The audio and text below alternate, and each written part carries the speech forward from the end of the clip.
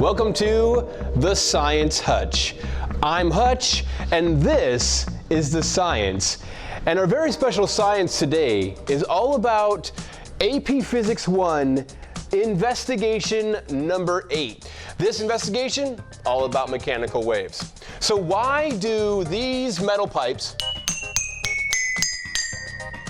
why do they all have different sounds, some being lower and some being higher? And why does this thing always sound the exact same, no matter how hard I hit it? It's just louder, but it's always the same note. These things and more are up to you to discover in this 5-part adventure. Your central challenge is to uncover the relationships between frequency, wavelength, and wave velocity. So if we put the Hulk here in an up and down oscillation, then he's vibrating. And if we track where he is with this green marker, la, la, la, la, la, and we extend that over time, la, la, la, la, la, we get a beautiful wave. If we allow the Hulk to reach equilibrium and just hang so that the force in the spring up is equal to his weight down, then we can draw a line of where he is through our waves that bisects them perfectly. Now we see some amplitudes and we see some wavelengths from crest to crest or trough to trough, la la la, and you should be okay with that. You should also be okay with how would you have determined the period of oscillation for the Hulk, and how is that related to the frequency of oscillation for the Hulk. If you can understand that, then you've got a great beginning point for designing your experiments here. Okay, let's go to the lab and let's see some of the cool equipment we're going to be playing with. Follow me. Oh, look at all of these wonderful things to play with. Let's talk about the safety aspects of this experiment. The only thing you have to worry about is hanging on to the springs. Do not let go of them when we stretch them across the floor, as you're going to see in a moment, because they're going to slide and hit your buddy, and who will be at the other end. So wear safety goggles just on the off chance of a string or a spring being let go and flipping out at you. The other safety concerns are for our equipment. This is what happens to a poor super slinky who has the misfortune of being stepped on while being used on the floor, so don't step over people who are using the slinkies. Now that's safety. Let's talk about the materials that we're going to be working with. So obviously super slinkies we're going to be playing with. I call this spring right here, it's a much tighter spring than a slinky. I call these the snakes. One little safety concern I'm thinking about right now, if you hold it and it's stretched out like that, if it comes back together, it could pinch your little human flesh in there, so watch out for that. We're also going to be using strings of various mass densities and some other optional materials that you have available here. You can use one of these vernier tracks with a vernier pulley on the end, and then we have an economy wave driver from Pasco, which is this thing right here. Now it's really just the guts of a speaker, and you can run string over that just like we have here. We've tied it to a ring stand, and then we're running that over the pulley. And when this is plugged in, this will vibrate at exactly 60 hertz. So we'll have a known frequency for our waves that we're producing in the string. Then we have a length that we can measure from here to the pulley. We're going to have fixed end reflection happening at the pulley. The way it's going to come down, bounce back over. And we can adjust the tension in the pulley by putting different weights on that other end. If we get all of that stuff set up just perfect, we're going to get a beautiful standing wave. And I'm going to have my lab partner come on in here to help me out, because you should always work with someone in the lab. Science Tyler, come on out. Help me out with my Pasco economy wave driver. Hey, Science Tyler, I like that heavy metal shirt there, buddy. Will you go ahead and plug in the cord of science to activate the power? And I can hear the beautiful hum of the speaker. And now we've already kind of set this up so we have a really nice antinode right here, just one antinode. Hey Tyler, do you mind to grab the magical board of blackness? And this will help you see this a little bit better. You can see Tyler is showing you, we got a little bit of contrast here against this blackboard of the string there, and a nice amplitude there. But we want to get the best amplitude. That's when you really know you have your standing wave set up perfectly. So to do that, you can adjust two things. You can mess around with the tension on the string. The other thing you can do is you can move that to adjust the length. And you see Tyler moving it in a little bit. It actually got a slightly larger amplitude. Go ahead and back it out there, Tyler, until you get the largest amplitude possible. And then past a certain point, you'll see the amplitude will get smaller because it's not going to be having the perfect amount of constructive interference anymore. All right, so what we're going to do next is we're going to take you through the 5 parts of this investigation. We can't give you any answers. We're just going to walk you through how to do some things. We're going to give you some pro tips on how to create a nice crisp wave pulse and how to use these things effectively in the different parts. So we'll check you out for part 1 next. Well, hello and welcome to the floor. As you can see, part 1 is all about reflection. I'm going to show you how to create a transverse wave pulse that's nice and tight so you can get good measurements with it. You're then going to have 2 goals. You want to find the general rule for what happens to a wave when it undergoes fixed end reflection and then when it undergoes loose end reflection. We're not going to let you see any of that actually happen in the video, but we are going to show you how to get that to happen for yourself in the lab. And then you'll want to use video analysis through several parts of this lab whenever possible, and we have another video to show you how to use that. We use Logger Pro 3 in my classroom, or you can just film things with like your iPhone or your Android phone and then play it back in slow-mo, and you're just trying to look for the wave kind of frame by frame and see what happens. Well, let me show you how to do a transverse wave pulse that's nice and tight. So join me over here with this overhead view, and you're going to bring your forearm down, lay it on the floor flat. Always use the same location on the floor. I'm using this edge of the tile here, and then you can put your other hand here, and it's all in the wrist, so your forearm doesn't move. And you just flick that wrist back and then snap it into your hand so it can't create anything other than a crest. So you just do that, and you'll create a nice tight crest. You won't be going down and back to make a trough along with it. All right, that's how you're going to create your transverse wave pulse. Practice that a couple of times.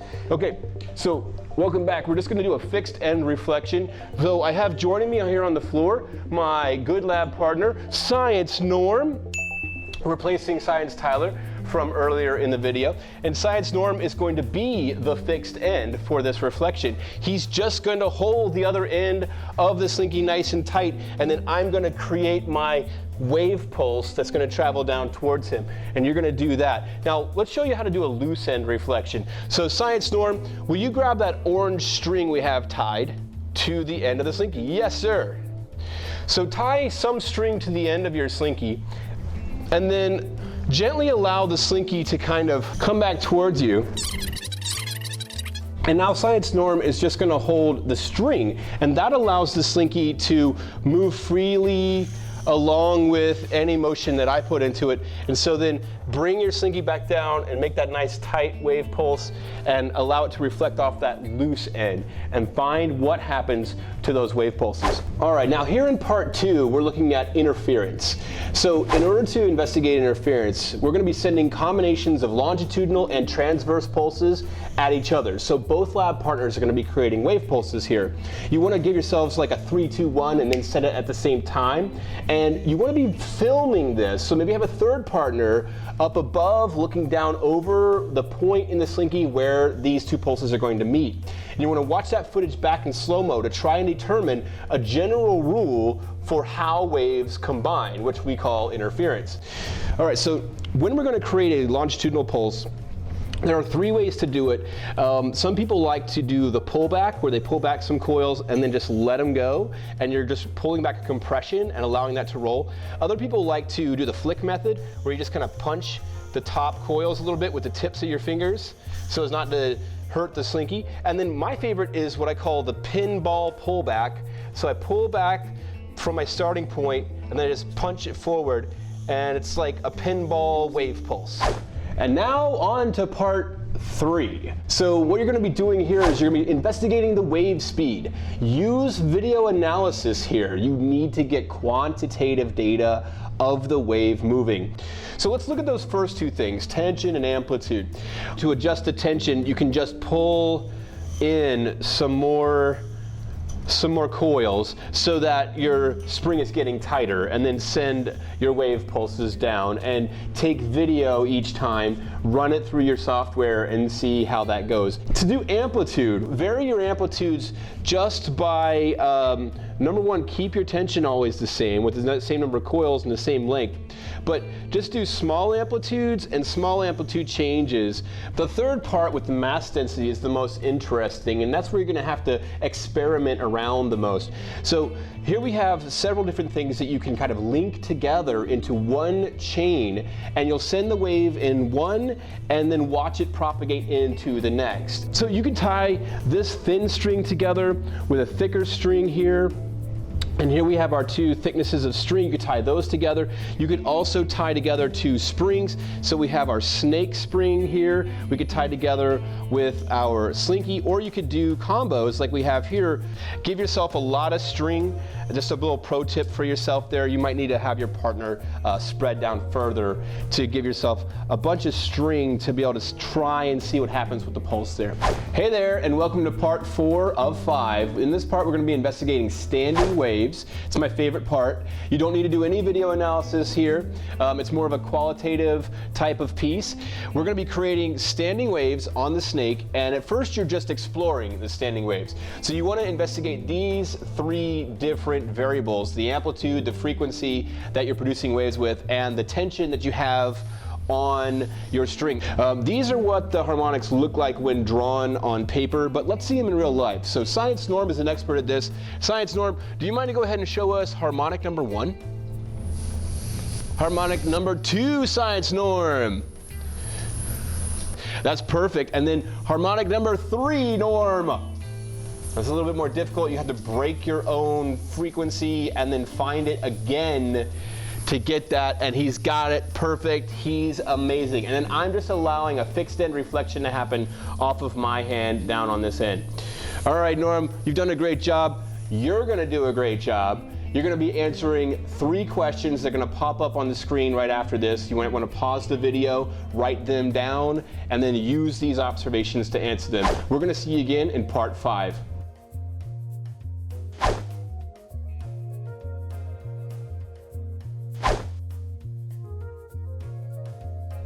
Hey there, and welcome back to part 5. What we're going to do is we're going to have Science Norm set up any harmonic he wants to. So go ahead, Norm.